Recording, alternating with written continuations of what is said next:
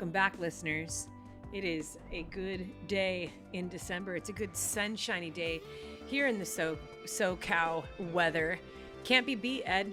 Can't be beat is very accurate. Can't be beat. I will say I am missing a little bit of snow. So for all of you who are currently running in the basement or have just decided to run outside in the snow, well done for showing up for your workout today. As always, we are very grateful to be able to join you. We love being in your ears. We love connecting with you in this way. And so I'm just going to give a big cheers to that. Cheers. Cheers. And we're really just, for those of you viewing this podcast, we're showing you our Christmas mugs. The Christmas mugs and are in full for effect. those of you that are looking right now, I have a boot. Might I offer you a boot of coffee? It's a Christmas boot. It's so cute.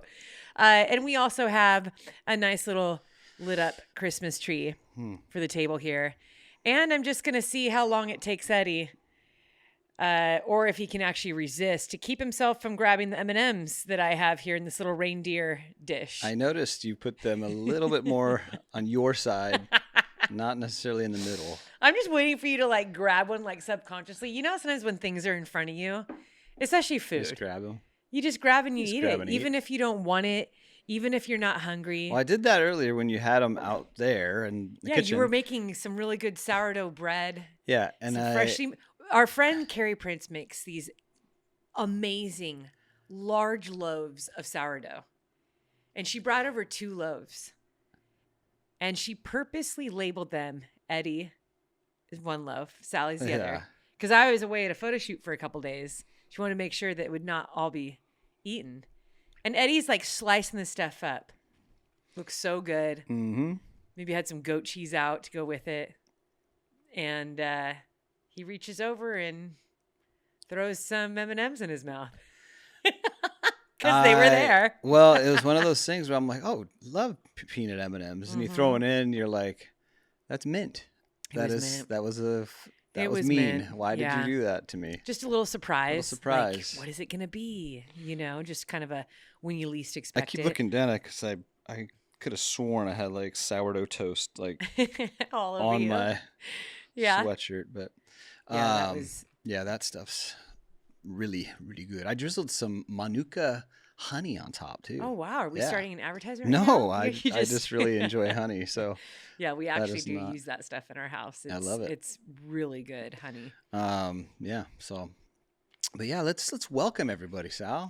So we're a week out from Christmas. I'd say that most kids now, if by the time they're hearing this, are already on holiday break. Yeah. Or about to be on holiday break. We had Mackenzie come home last week. She was here for Thanksgiving, went back to school for 1 week, and is now back for a month. And I was like, why? Why did you go back? Why did we fly you back? Thankfully, we had some points, and it was a free flight. But and thankfully, it's only just Arizona, really quick. 70-minute flight, but it's good to have her back. It is so good to have her back. And Isaiah's out of school on Friday. We have already had in our house, and I'd say it's only been about 4 days. Would you say that we're actually settling in? 4 is generous, yeah. 3 maybe, yeah. It's because we still have a lot of work to do in putting the house together. But for the most part, all the big things are done. Yeah. All the big things are done. We hosted our annual Christmas party at our house, which is always my favorite. Friends, this Christmas party has been going on for 27 years. Now, to our listeners, if you have an annual Christmas party or just a gathering every year, some type of reunion, friend reunion, college buds, team buds, these are all of our friends from university. Yep. And so we all met when we were 18. Now, there's a couple people that in our group, Ed, that you've known since you were little, beyond even school. So this gathering together is it's my favorite party of the year. Yeah. And I mean, I think there's 7 or 8 couples in our group, and then all our kids have grown up together. I mean, it's basically family at this point. Yeah, it's a special group. That was our first big party in the house. And it was such a good motivator for us to try and just get the boxes unpacked and get things together and set up. But I can't talk about our house coming together without highlighting you, Ed, because Eddie put together a lot of furniture. I thought those days were behind me, but apparently not. Yeah. We ran into some challenges. You know, we live on the third story of this big apartment building. Yeah.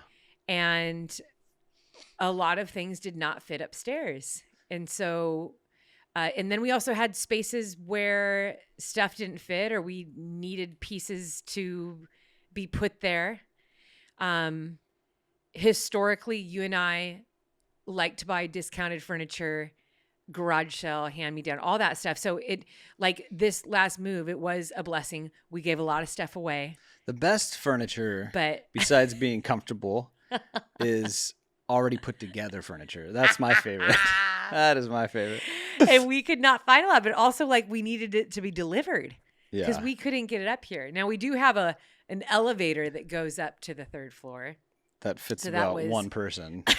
That's 4 foot No. 5. It's not very big. That's You just, can get 4 people in there like a sardine can, but like, Well. come on, we've gotten some stuff into that elevator. But what we had to do is like stuff had to be delivered, and then the guys who were delivering it would unbox it and put it together for us. So that was like the biggest blessing. yeah.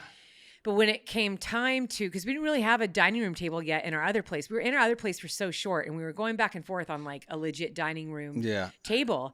And we already told the story on here about how we had ordered the really cheap ones from Ashley Furniture, and twice they sent us these tables that were totally Busted. broken. Yeah, Yeah. they were busted, and they didn't even want them back. Mm-hmm. So we had all these random chairs and 2 broken tables. Like it was just kind of a nightmare. So moving into here, one of the first things I wanted, I was like, we are not waiting a whole year. Like I want a table. And my dream table, I have to tell you, friends, my dream table is a table that sits a lot of people.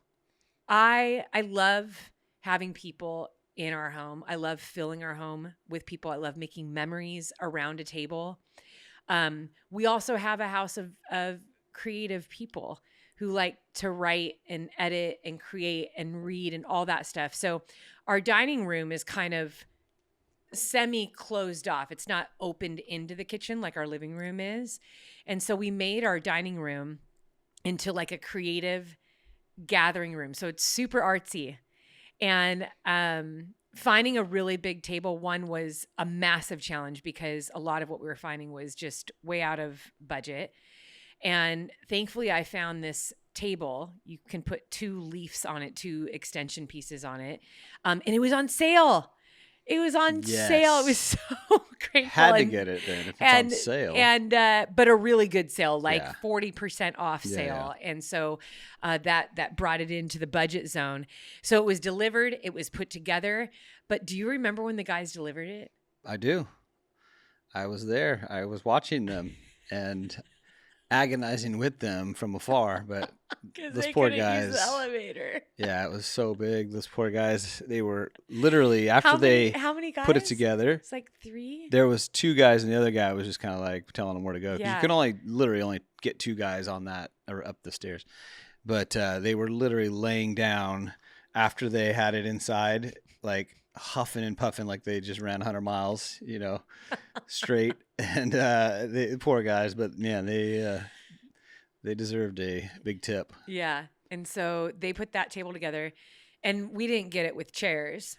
Yeah. And I kept telling Eddie, we would go and look at chairs. I'm like, why are dining room chairs $200 and So $300 a piece? Yeah. And they're not even, I mean, is It's it because real they're, like, put leather, together. handcrafted with like gold buttons? Yeah, they're not even like that comfortable. They're not I even know. comfortable. I'm like, And we give me a weren't looking at like $300 for that restoration chair. hardware. We were going to like Yeah. living spaces. We couldn't believe how expensive they were. But I did find some cool and funky chairs on Amazon. Hey, now Amazon. They have it all. But the thing is that Eddie had to put them together.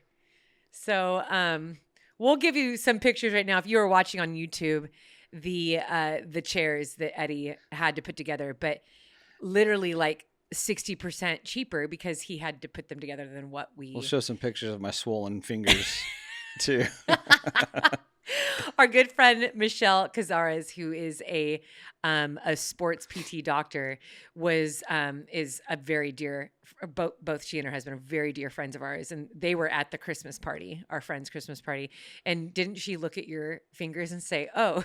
I told her, I go, right here on my thumb is where it hurts a lot. She goes, "Oh yeah, you have, blah blah blah, whatever it was," Yeah. and like osteoporosis and arthritis and pretty sure arthritis is one of them. Yeah. So yeah. Yeah. So Eddie put together all of these chairs. They're not honestly And- it's not that they're not hard to put together. It was just I quite mean, a you few weren't, of like, them, and you have fitting the fabric and and and it's from Amazon, so they give you like these little, janky little tools and these tiny, so everything you got like no space, and you're trying to put your hand. That's the Yeah. biggest pain, but hey, And then he has a wife that's trying to bargain hunt at Home Goods. And see, for the holidays, Home Goods is open till 11. So I'd work on the house all day and, be mom, wife, try to get all the things done. yeah, And then when Isaiah would get home and we'd finish dinner, I would go to Home Goods. yep, And I would literally pull up to the apartment building like at 10:30 at night, 11 o'clock at night. And I would text Isaiah and say, "Hey, come help me." And he would, this happened like several nights. He'd come down and be like, "Mom, you always come home late at night with furniture." What are you doing? I'm like, "I'm trying to put our house together." yep. But I got some good deals You did get some that I'm good really deals. proud of. You did get some good And stuff. yes, I can happily say that outside of just a couple minor details, we have finally put together our house. But within that move too, I'm also happy. Like, I'm very happy that the stuff that didn't fit here and the stuff that we weren't able to bring in or get up the stairwell, we were able to donate Yeah. to families. Yep. And even to businesses. I know there was like a business that used one of our couches, and Mm-hmm. we donated 2 beds too, and yeah. So in the end, everyone benefited. That's right. It all works It out. all worked out. And yep. I need a new back, and you need a new spine and fingers, and but we're very grateful that we get to have a place Yeah. where people can gather, where people have already gathered, and we've started to make even more memories than we've already had here. I think one of my favorite things about this place is that we have so many memories here from our college days. My really good friend Leslie, I had shared this in the good story. My good friend Leslie, her grandma owned this building, and she lived in this space that we're in.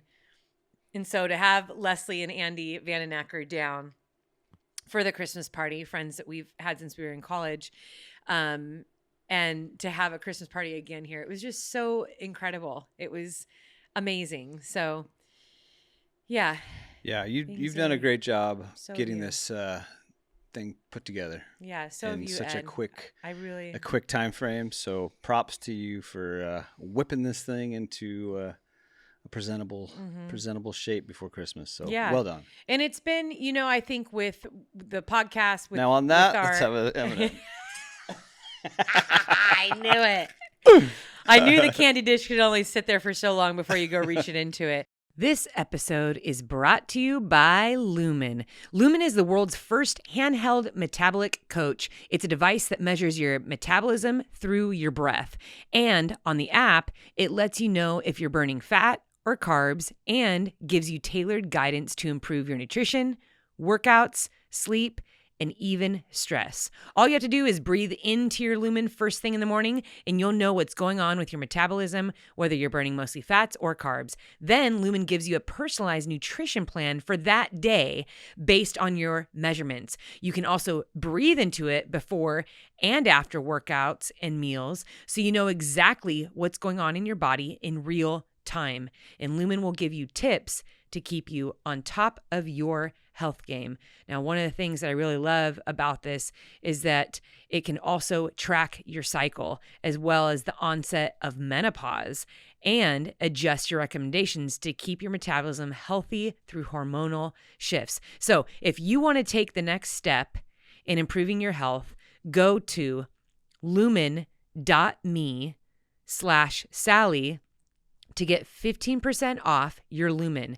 That is LUMEN.me/Sally for 15% off your purchase. Thank you, Lumen, for sponsoring this episode.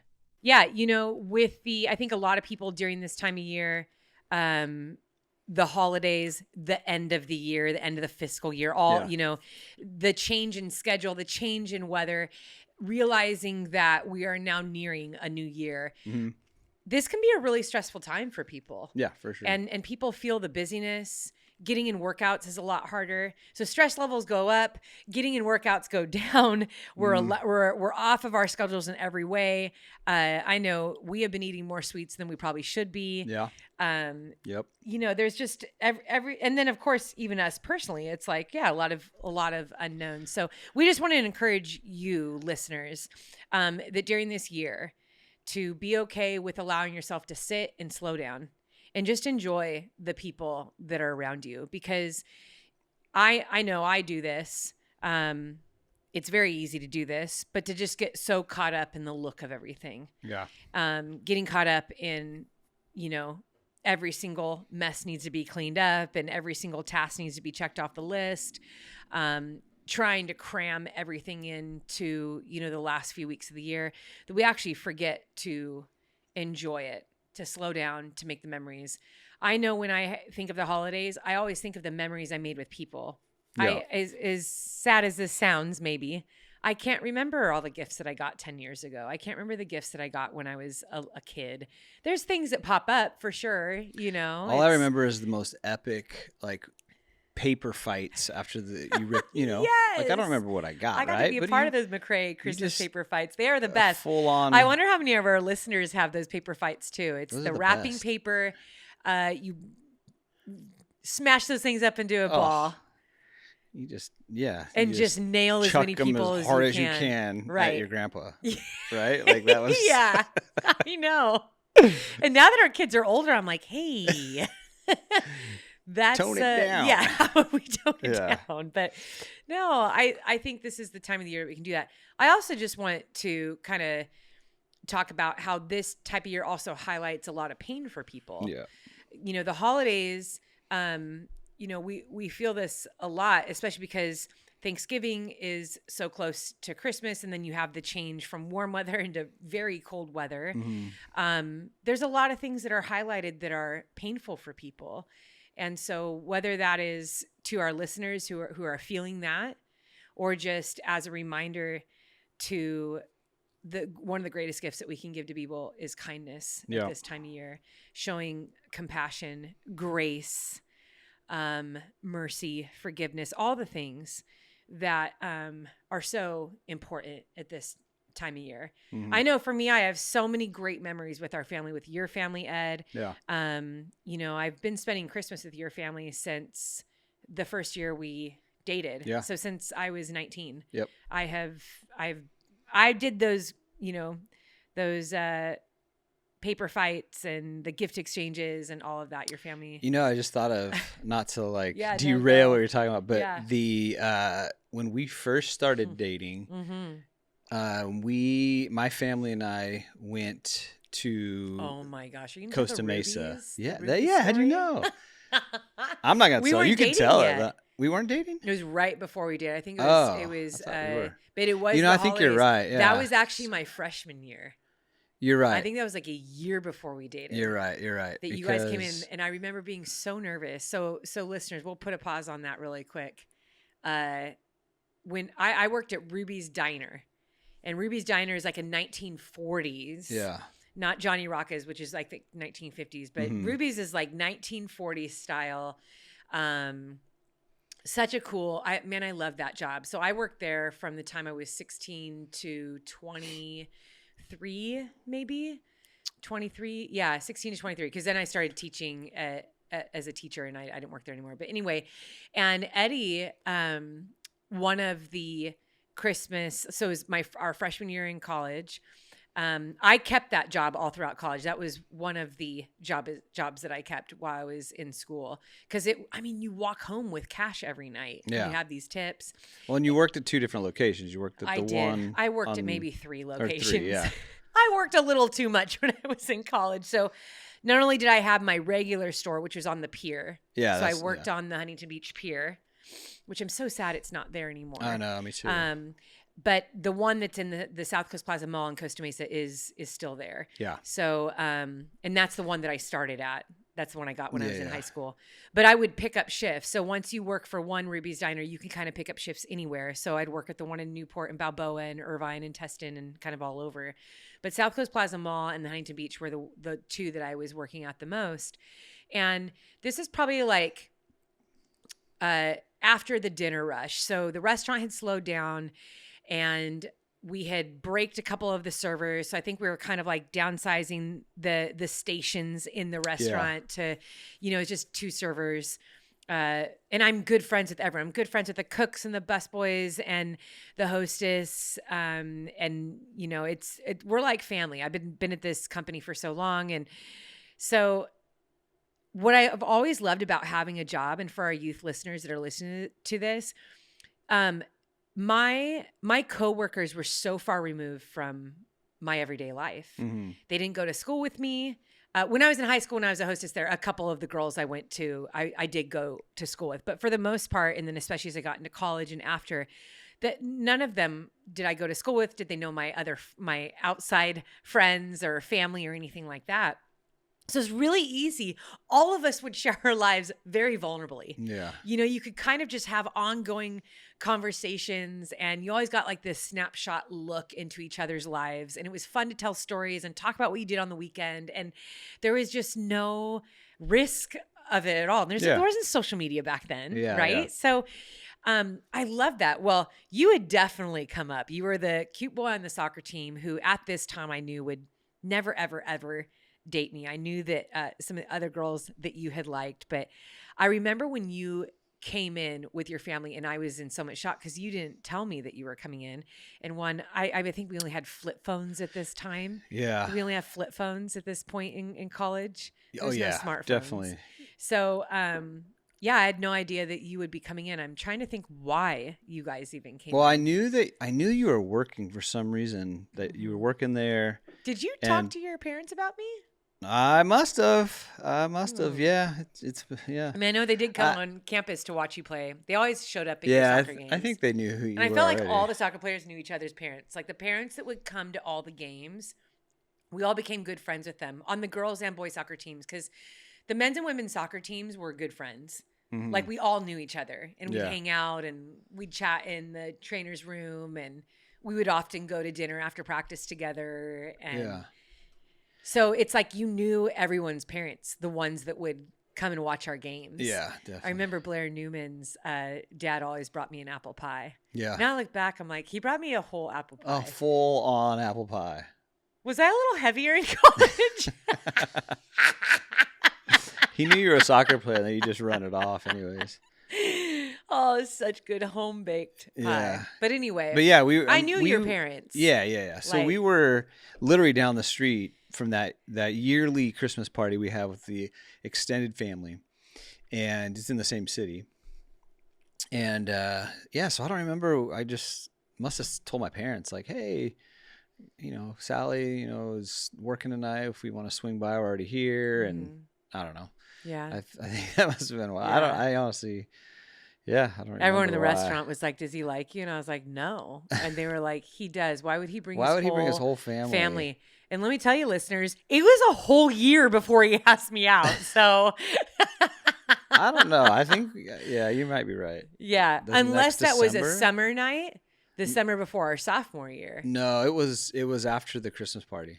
I remember that for sure. So that was freshman year then. Yeah. So freshman year, around Christmas, Eddie came into Ruby's Diner, and I was so nervous. I didn't want to serve him at first. I think you guys were sat on the patio. We were. And every time I would come back in from the patio from serving you guys, I was like a wreck. It was like intimidating, especially you, because you're not like super talkative, just like. Yeah, I guess not. Especially at that time. Oh, especially at that time. Like, yeah, I had only known definitely. you for like 6 months, right? Yeah. But then like that summer, I remember that summer because you're a summer baby. Your birthday, July 15th. Yes, people write that down on your calendar. July 15th, 1979. I remember calling you to go to the Orange County Fair. Yeah. And we were going to go with Kyle, I think, and his girlfriend or something. Yeah. It was a group. And somehow it ended up just being you and me. Yeah. And we had the best time. Yeah, we had a lot of fun. But still, you didn't ask me out. I was nervous. It was another 6 months. I was Listeners, nervous. Eddie took so long and never dropped one hint that he liked me. Like, you would have never known. We're getting way off topic. Okay, I'm way just off saying. topic. We're like, talking about Christmas parties, and here we are talking about the summer fair. Come on. Well, now. have we ever told our Christmas story of how we started dating? Have we told that on this podcast? I know I haven't. It's so fitting. I can't remember, actually. I mean, here's the thing, because this is what I was saying earlier. I was like, I have so many great Christmas memories of my family as a little kid, because Christmas was a really big deal to my mom. Loved Christmas. She decorated and she painted these little ceramic houses. You know, there was like the Charles Dickens Christmas village. And then there was the ones that my mom bought from Michael's, these little ceramic ones that were like a couple bucks, and she would paint them herself. The Charles Dickens ones were very pricey. And I loved that. I loved that she painted these houses. She had like, I don't know, 10, 12 houses that she painted, and she signed her initials on the bottom. And I have one thing from that village, and it's just these 3 snowmen all piggyback riding on top of each other, and it has her initials on the bottom of it. And it's my favorite Christmas decoration. But and then so I've kind of carried that tradition on.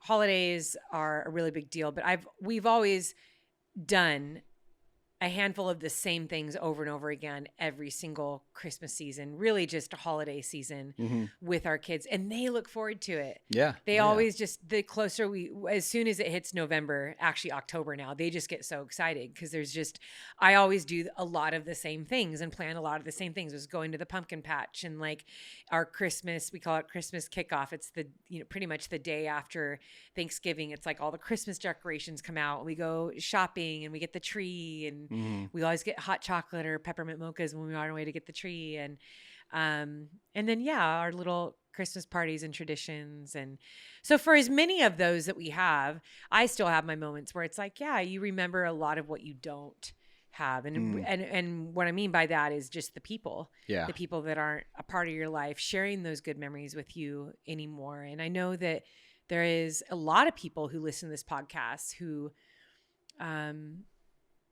know that loss. Whether they've lost people who have passed away, or it's a broken marriage, a relationship. We recently just had a friend who gave birth to a stillborn, just literally 5 days ago. And that was like one of my first thoughts was like, this is such a hard year already. Time of year already for people. And, when it's highlighted, every season you remember what you lost. Yeah. And so we just want to just send a whole lot of love, to those of you that are feeling a little bit heavy this holiday season and, missing those loved ones. Our hearts are with you, and we care about you, and we love you, and we really do hope that you feel loved today and through the season. The joy and the hope that we have while we are getting up every day with the gift of life is that we get to create and act upon the dreams and the hopes that we have for ourselves. And we most definitely can create that life that we hope for and that we love. And I really do believe the family that you create is absolutely invaluable in comparison to the family that you came from. And I really do mean this for those that have come from a lot of hurt. You know, remember, we can always create a beautiful family. We find that in our friendships. We find that with our in-laws. We find that in our communities.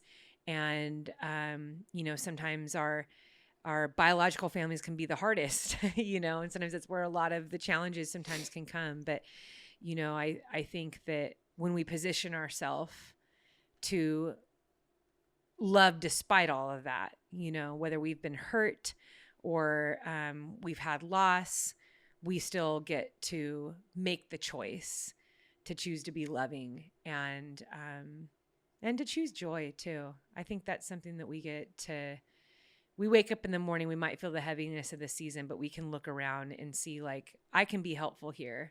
I can be giving of my time here. I can ring up a friend and just offer my ear or plan a lunch date or a dinner date with somebody just to spend time with them. I mean, that always brings my heart to joy. And someone just calls me or texts me, it's like, hey, you want to go grab coffee? It's like, wow, you were thinking of me. Everyone loves to be thought of.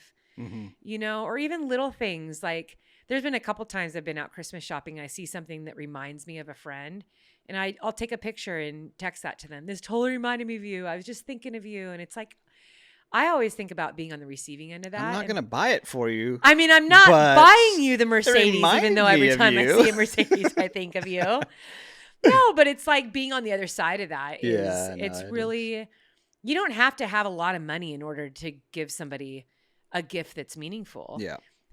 I really think that the most meaningful gift we can give is ourselves. And and not even so much as an excuse to not buy somebody a gift. Your present is my presence.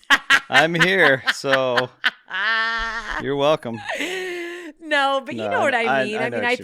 I mean, you and I, Eddie, we've been in those many seasons, especially early in our marriage, and then of course when we were young parents with young children, we're looking at our bank account and we're like, how does the Dollar Tree look for buying presents this year? I'm not kidding. I mean, that's just the way it was. I remember when we were little kids, we heard this a lot, especially around Christmas. And I understand even more so now that I am a parent. But I remember both as a supposed to be sleeping in my bunk bed in my room, hearing my parents, the tension as they talked about Christmas, you know, and there's no way we can afford presents. And then us sitting around the dinner table and them telling us that, like, Christmas is going to be slim this year. We don't know if we can do presents. And I think that was, you know, looking back, it's like, man, that was really good. At the time, it didn't feel good as a kid. But I remember that was even when I was in middle school. And I remember picking up babysitting jobs and then also like going to garage sales and being so proud that I had a little bit of money and I could go and put presents under the tree. I remember wrapping presents in paper, you know, like computer paper, and coloring it and being so proud of myself that I could, could add a you know, something in the tree. But you also learn too that the smallest things can bring joy. Yeah. And it really is about the thought. It's about how you give from your heart. Just remember those words when I give you my present this year. I'm gonna remember, replay Sally? This. Remember what you said. The smallest things. No, but I do have to say, this one year, and this is actually like so awesome. My mom was in remission from cancer, and someone had left a winning lottery ticket on our doorstep. And I'll never, ever, ever forget it. And the amount at the time was just, that was a lot of money. I mean, it still is. It was a random number. It was like $679. And that changed everything for us. It was such a blessing. I blessed our whole family. Yeah, that's cool. And I thought about how, as I've moved through life, how money is it's so interesting, because $20 to one person that can feed someone's family. And well, depending on what part of the world you live in, right? But and how much that can impact somebody. That idea of like one man's trash is another man's treasure, like this, the idea of that, like you never know how you can impact somebody, even on like the smallest level. Like I love, speaking of Christmas, just like the drummer boy, like I don't have a gift to bring, but like I can play my drum, and that idea behind that is his gift is like his ability. It's his talent. I'm sorry. You can't. I'm just thinking. Sorry. We can't. This is why we can never do a serious podcast. I won't look at you. What are you going to say? Nothing. Just go. No, seriously, just go. Because now I can't concentrate. I can't even, like, it's just, I was thinking of. I can't. Just go. Yeah, just go you on. have to. Just go on. You're making a great point, and I'm ruining it. I forgot now. And everyone listening is now bothered because they all want to know. They don't care. What were you going to say about the drummer boy? I was just thinking, like, I was going to bang on some stuff for you. You wanted to be a drummer? Yeah. Yeah? Yeah, and present that's what you wanted? Present that to you. Why it's is stupid. I don't know. It's stupid. Everything I'm saying, you were running through your head. It's like, okay, that's the gift I'm going to give her. The last 4 things that I've said, you're like, okay, that's what I'm doing. Because I got, are you stressed a few days out later, about my gift? I'm scrambling here. I'm over here taking notes. Oh, so bad. Meanwhile, I bought you like 6 gifts. You did? No. Oh. I love that.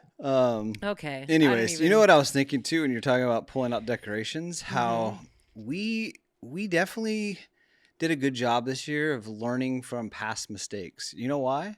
Because a year ago, we sat on a podcast and we talked about how many ants were all over those candy canes. And this year there was no ants. So I also well done. Pack away candy canes. Well done. Into a garage. There was no ants this year, so that's there was no ants. But I will things say, are looking up. Every time Eddie pulls out the decorations, I always say, "Are you sure there aren't more boxes?" Every year you say that. You know what? When I was literally taking them out this year and putting them in the house, I said this year, I said this to myself, this year I will number the boxes 1 of 4, 2 of 4, and hopefully by next year you will be like, okay, there's only 4 boxes and I can count them. But I guarantee you're going to be like, are you sure there was only 4 out of, no? Well, like, where are all my Christmas signs? You know, the one that usually goes at the front door? We've moved like 14 times in the last 10 months. So it's somewhere. I know it's somewhere. The exaggeration is wild. I don't know. It feels like it. I just have to say that. But anyways, yeah. So no ants. Well done. Well done. Hey, give me an update. Give us an update, Sal, about the Mammoth film. Okay. Are we coming down to the wire here or what? Around here. We're changing it up. We're changing pace. Yeah. Changing pace. So the film that we have been anticipating, I mean, it's been many months, but yeah. The film is called The Mammoth, and it is about Tim Tollefson's dream of creating a 200-plus mile route in the Eastern Sierra, a new one. We have the popular JMT trail. Tim asked me to run the route, learn the route, run it, connect it, give him feedback on really like how the terrain is, how it runs. There were some parts of this trail that, I got to kind of go and research a little bit. Tim had ideas about, hey, maybe we could go this way or go that way and, go check them out. And so he's very gracious to bring me in on this, on this stream. As the story goes, and as we have shared over the months, I spent a lot of time out in Mammoth, just training, learning the route. I love that area. I have a lot of history there. I absolutely love the Eastern Sierra. So I really enjoyed this. I think the other piece of it too, it was the first time that Eddie and I fully invested in a film on our own. So it was a really big undertaking. It was, I'm not going to sugarcoat it. It was very expensive. I think but I'm also really proud of the fact that we were able to fund several contracts. So I think another reason why your gift might be this year, because there's not a lot of money left. Right? Yes, this is true. I want to say that we paid out like 7 contracts. Yeah. 7 At or 8 least, yeah. contracts. Yeah. And so that part was cool. Like being able to, we haven't been on that side like in one project. Yeah. So I say from start to finish, like this really, my hope for this film, it is different from the other films that I did, especially last year. We did 3 200-mile films last year. It's crazy because the Mammoth project literally was month 11 for me as far as running another 200-mile distance. So I've Yeah. actually done 5 200 plus mile distance courses in 11 months. Nuts. And yeah, it was wild because this one, of course, it wasn't a race. I didn't run it like a race. I didn't have that kind of intensity. I really wanted to enjoy the journey, to enjoy it with the creatives that we had hired too. It was, I mean, we had some of the best, creatives out there. It was really fun. And but really my hope was just to tell a different story. And in this case, being able to highlight Tim's story, highlight what he and his wife Lindsay have built. They've lived out in Mammoth for 13, I want to say almost 14 years, or maybe it's like 12 and 13 years. But anyway, they've been out there for a while. And in the last 3 years, Tim has really built up the Mammoth Trail Fest. He loves community. He loves the mountains. He has a lot of dreams about, the trails and building out more trails out in the Eastern Sierra. That's like been a long time passion of his. So I just wanted to highlight my friend. Yeah. And his dream and what that looks like to chase after that. I thought telling his story would be really inspiring. I also felt, Tim does really great work, and what he's building in the community is really amazing. I kind of went back and forth, I was kind of conflicted on like, do I want to do another film that's just about my training and something that I'm doing this year? And so this was a really good break from that. I think it's fun when we can, allow ourselves to be creative and really like seek out just all the different things that we can do with our abilities, with our resources. And I think that they are meant to be shared. And so in this case, it was really nice to, share this with Tim. And I think you and I learned a lot along the way. Yeah, we did. I wouldn't say it was easy. Nope. It was hard. There was a lot of challenges, especially just spending a lot of time away from home. Like looking back, there's definitely things I would change and I wouldn't do the same. I learned some hard lessons, some lessons that were painful for me. But I think overall, when I look at what this film is, it's kind of like the beginning of a lot of different things for me. When I look at this film, it's also just like, yeah, that was the film that marked me trying something new, because doing that distance, all the work and the time and energy and the budget that we poured into that, that stretched us in new ways. But there wasn't, a medal attached to it. There wasn't bonuses from sponsors. It was just a completely different mindset. Yeah. And I think the long days out in the mountains, just that also gave me time to reflect and just pray and really listen and think about what I wanted to do in 2025. So once we actually did the attempt, once the team that we had hired came out, they were there with us for a few days, and, they filmed the whole thing. And that was actually kind of like a shocker for me, because I'd been alone for so long. Yeah. And then all of a sudden everyone came in. Yeah. And for them, it's like, they're hired for a job. And so it's like, they want to do their job and kind of like move on. And so, I learned a lot about how we can be so passionate and excited about something and want so badly for everyone else to be excited too, and to share that passion and to bring that same excitement and enthusiasm. And it's just not fair to have that expectation. Yeah. So I think that's where I really just learned about like the lonely hard work of our dreams, and being okay with that. You have to be okay with that. Mm-hmm. You know, not everyone is always going to be on board and stoked and about what it is that you're doing. But when you really believe in something, or if you're just really trying to learn and discover something, which I was trying to learn and discover about this thing that I was doing, and just let yourself be in it, see what happens. It was good. It was humbling. It was very, very humbling. And Drew Darby was able to edit this, you know, in the midst of all of his other work. He's always got his hands on like so many other projects, and it's been really fun to see him, you know, grow as an editor and a creative. And he always does a great job. Always so proud of Drew. So very happy with, you know, the way he edited this and the way he told the story. I think he did a great job highlighting Tim's story, the beauty of the route. So we are making this just a Christmas present to everyone. The Mammoth film will be coming out on Christmas evening. So we'll probably kick it out around like, because I have to pay attention to all the time zones. Yeah. So I can't have it too late. We're here on the West Coast, Pacific Standard Time.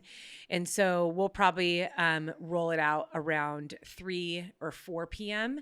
I'm going to be posting some stuff. Tim will be posting stuff for the next like 7 days. So today, while we're recording this, we are 7 days out from the launch date of the Mammoth. And we invite you to watch it with us on Christmas Day. Grab the popcorn, grab some the popcorn, hot chocolate, grab some gather around the fire, Christmas M&Ms like Eddie's been eating over here. Speaking of, yeah, and just kind of enjoy the film with us. Yeah. I think it's about between 35 and 40 minutes, but very excited to put a button on this project and release it into the world, because it is beautiful, and as always, it really is. It's like so beautiful. Like the drone footage and just the terrain, and we lakes. had a lot of people work on it that It's didn't really even make like, and people didn't even see, you know. What do you Well, we had like Derek Lytle's one of them. He came out when I was training and shot so much beautiful film. Yeah. And drone footage, and he was a part of that, you know? Mm-hmm.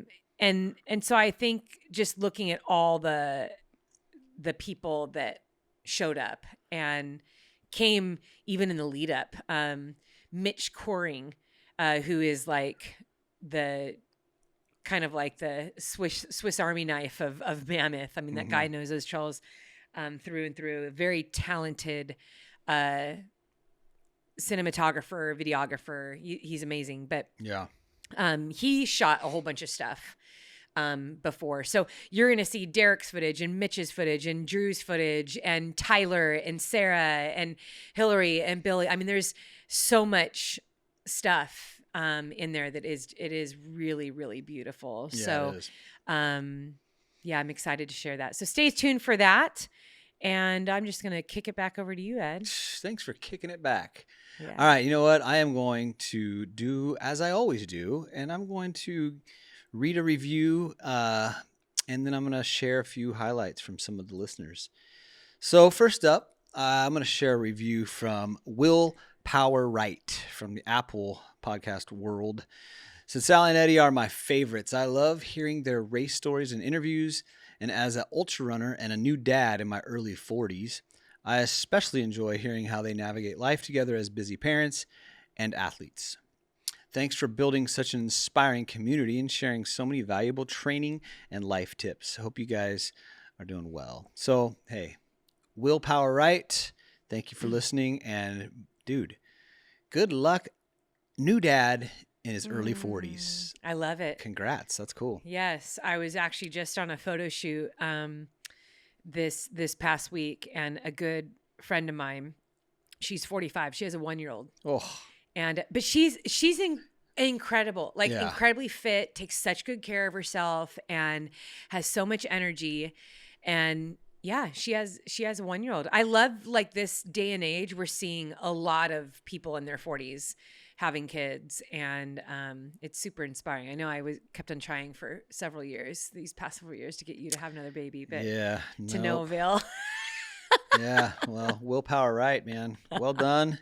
Thank you for that nice Yeah. review. Yeah. Thank you so much. And congratulations on being a new dad. Yes. Yeah. Okay, moving on. We have a little highlight here from the Facebook group.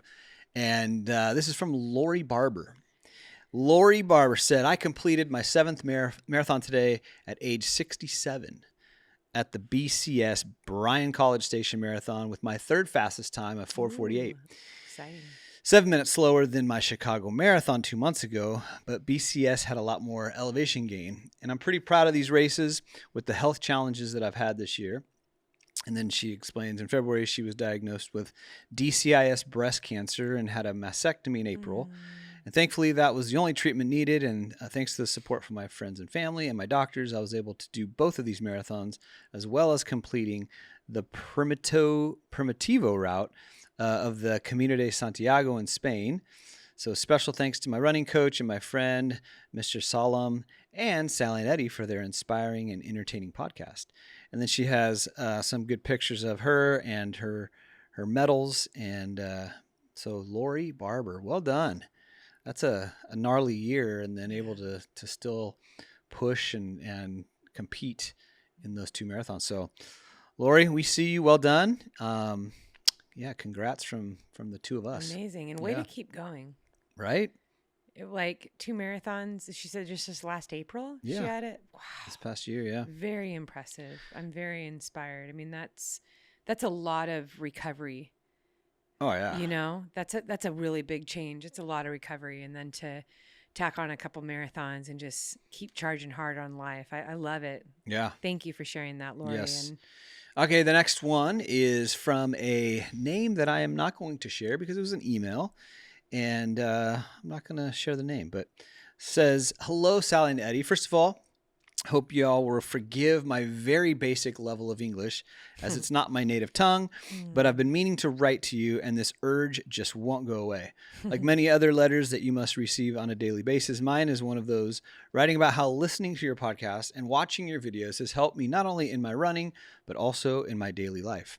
I really started running in one of the darkest periods of my life, suffering from a severe period of depression with no desire to move forward and held back by anxiety. I started to force myself day after day to stick to just one thing, go out for a run. Whether it was 5 minutes or 1 hour or even less on a bad day, I had to put on my sneakers and get outside.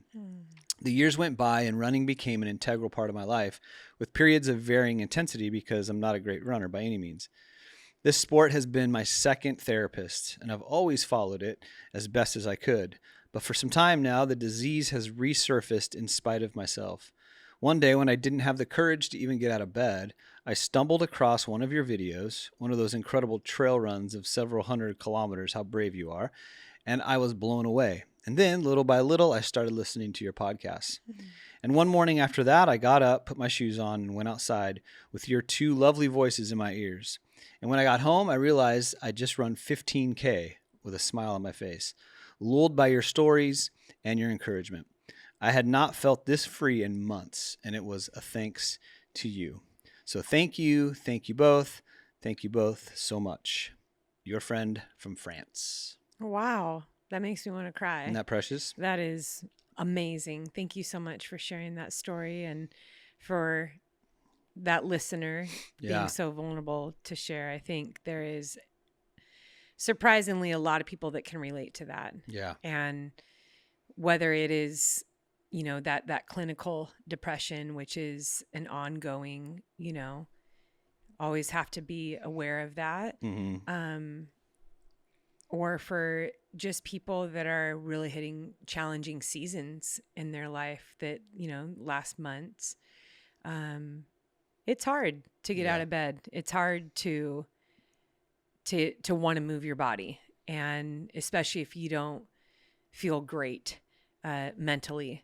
It's interesting how when we are down, when we feel low, it affects our physical state as well. That's how powerful our minds are. Yep.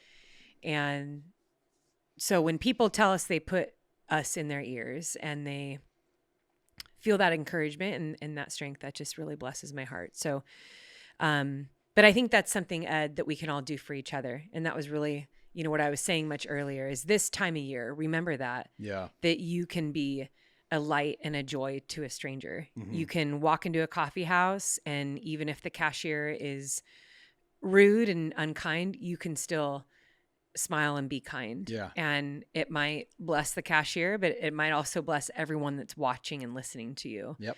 And might encourage others to spread that along. So that's the great gift that we can always give to people. But to know that we are able to do that through our podcasts is that's a gift that we get to spread. So thank you so much again for sharing. Yes, you know who you are. You are nameless on this podcast, but we see you, we know you, and we are encouraging you to keep doing what you're doing. Keep getting out there. So, all right, the last one I have, Sal, is from Jamie Calaf.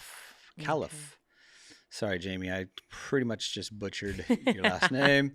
Jamie was on Strava, and he said, I had planned to run 9.5 miles, but life has thrown some extra challenges my way. I focused on what I could accomplish, and I pushed through anyways.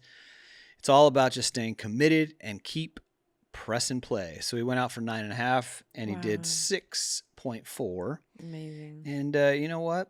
That's a pretty common thing, right? Where we have these big goals or even smaller goals, and they just they don't quite come to fruition because life pops up, right? Mm-hmm. We have things that come up, and we can't do what we want to do, and that's going to lead me right into a segment called Eddie's Goals. All right. Yes. I was like, I have been waiting for this because I've been seeing a few things from you. Okay. So let me, so here I alluded to this the last podcast, but I did not run at all. Let's say for like 3 months. Okay. Was it 3 months? I feel like it wasn't that long. No, it was like legit. I feel like you would have like one time you ran. No. 2 weeks later. The one time I think it wasn't even technically a run. It was at the Mammoth with you for a few miles, but I pretty much walked like most of it. That's when I was falling. Yeah, I mean I was mainly there just so you wouldn't fall over in the street. But so I legit looked back, and I didn't run for 3 months. It was like September 5th or something like that. So right before December, I said, you know what? I need to finish this year strong, and I need to get Eddie's goals back in, priority mode. So my goal, my pie in the sky goal for December was run every day 4 miles. So I'm pushing like 120 miles for the month. Okay. That was pie in the sky goal. All right. And in my head, I'm like, I can do 4 miles. Like 4 miles is nothing, right? I've never had like a pace in mind. Like I haven't ran in 3 months. I just need to get my legs like moving again. Okay. Right. So I just want to complete the mileage each day. That was my goal. So pie in the sky, 120. And in my head, I knew, you know what, Eddie, December's busy. That's not happening, right? It's just, let's just be real, okay? And so my real goal is, okay, let's try to hit 100 miles. So September, October, November, 0 miles. December, let's try to finish off with 100 miles, right? And you'll be proud of me because of the way I approached this goal was pretty smart, okay? Usually it's pretty stupid the way I do it, but this one was actually smart. Can we smart. just pause right there? No, usually it's pretty what? Pretty stupid, but it's not. This one I said, okay, I broke it up into 10 days. So I have 3 sets of 10 days, okay? So I got 30 days here. First 10 days, I cannot go faster than like 10 minutes a mile. Like I knew like, hey, I just needed to walk, jog, if I go 11 minutes, 12 minutes, I keep just the need heart to get rate out low. there. Yeah, just get out there and that first few like days, Yeah. my joints, my old Yeah, joints, how'd that my feel? legs were really, really sore. Was that the Okay? worst part? Was just like That first week, yes, or that was it was rough. lungs? Did you feel No, like lungs. I never you really weren't got to that winded? point. Yeah, Okay. it was more But was body. your heart rate high? Like, are No. you keeping track of your heart I'm rate not keeping ever? track, but I never felt it like Yeah. struggling, so I don't think it was. Should I get you a heart rate strap? I have one. I just never used it.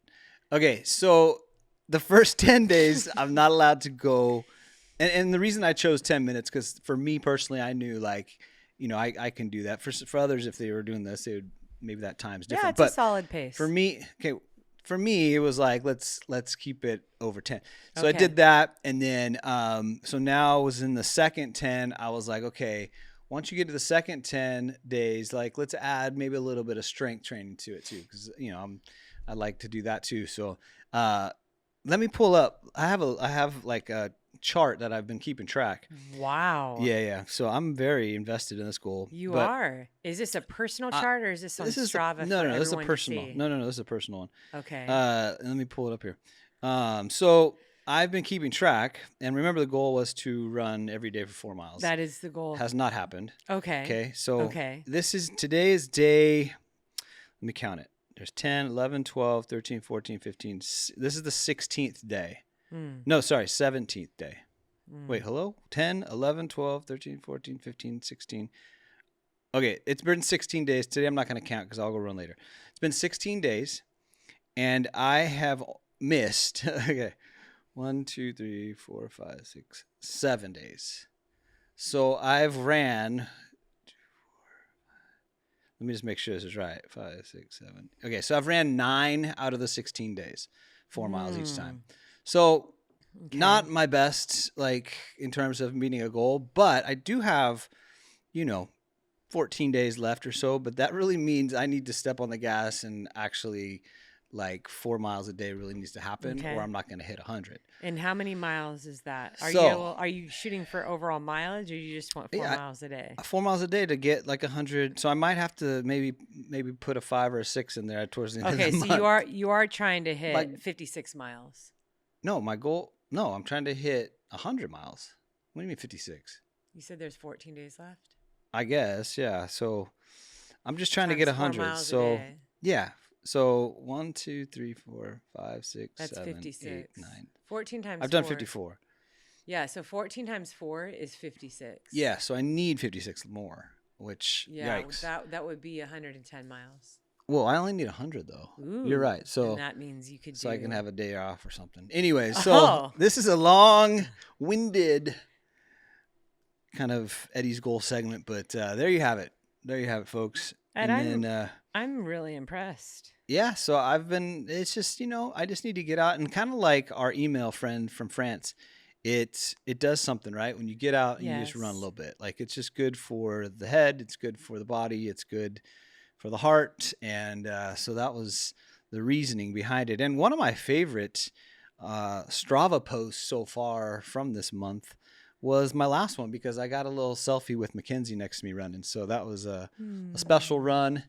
And not everybody, a couple of people asked me who won, because there's always a competition. Interesting. And I told them that, well, I was done running first, so I won.